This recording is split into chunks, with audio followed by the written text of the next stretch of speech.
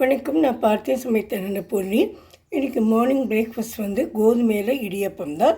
அது எப்படி பண்ணுறதுன்னு காமிக்கிறேன். இங்கே வந்து 2 கப்பில் வந்து நான் சலித்த கோதுமை மாவு எடுத்துட்டுருக்கேன். எவ்வளோ கோதுமை மாவு எடுத்தீனோ அதே அளவு தண்ணியை வச்சு நல்லா திளைக்க வச்சுருக்கேன். இது சூடான அப்புறமா நம்ம வந்து அந்த கோதுமை மாவில் கொட்டி கிளறிடலாம். இதில் வந்து கொஞ்சம் உப்பும் கொஞ்சம் எண்ணெயும் நான் விட போகிறேன்.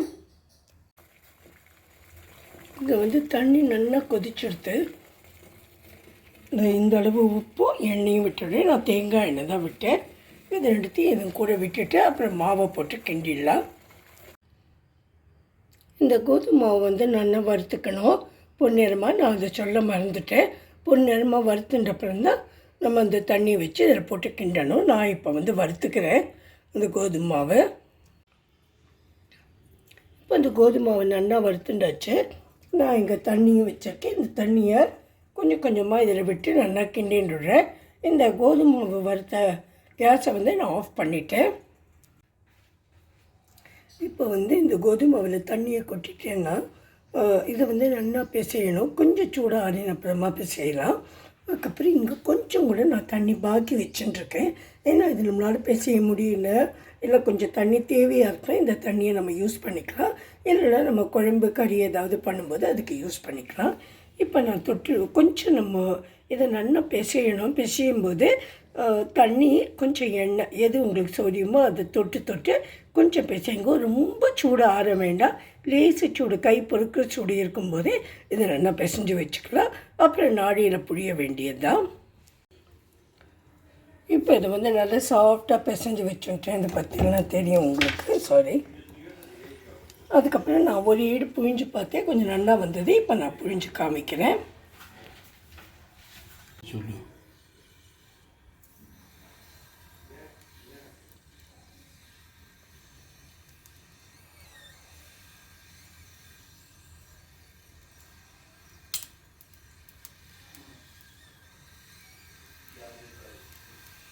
இப்போ இது மாதிரி நம்ம எல்லாத்தையும் புழிஞ்சு எடுத்துடலாம்.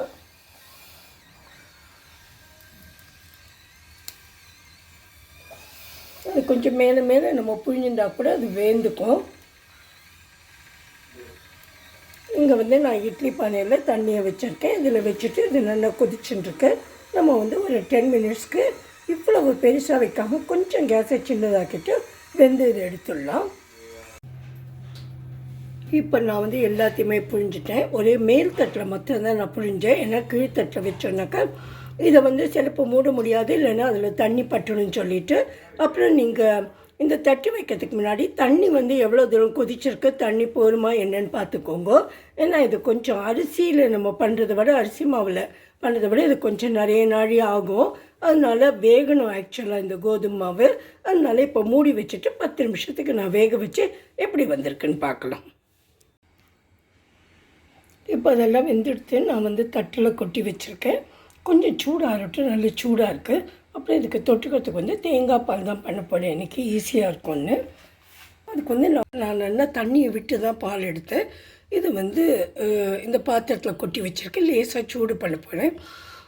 3 ஏலக்காயை உரித்து போட்டுட்டேன். இதில் இந்த நாட்டு சர்க்கரை யாரோ வில்லேஜ்லேருந்து கொண்டு வந்திருந்தேன். நல்ல சர்க்கரை அப்படின்னு சொன்னால், ஆனால் அதில் கொஞ்சம் தூசி தும்பெல்லாம் இருக்குமோன்னு ஒரு சந்தேகமாக இருந்தது எனக்கு.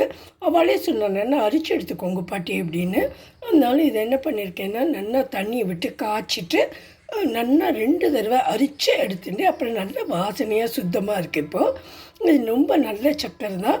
அப்புறம் இதை வந்து 2 ஸ்பூன் இதில் விட்டுட்டு கொஞ்சம் சூடு பண்ணிவிட்டு தொட்டுக்கிறதுக்காக கொடுக்க போகிறேன்.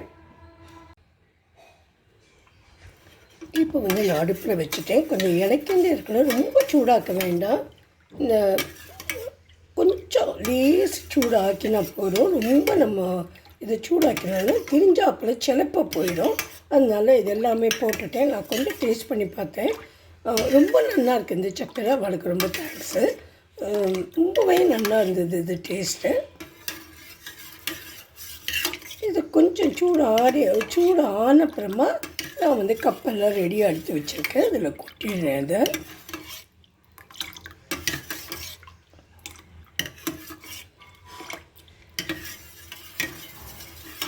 கொஞ்சம் பதஞ்செடுத்து போரும்.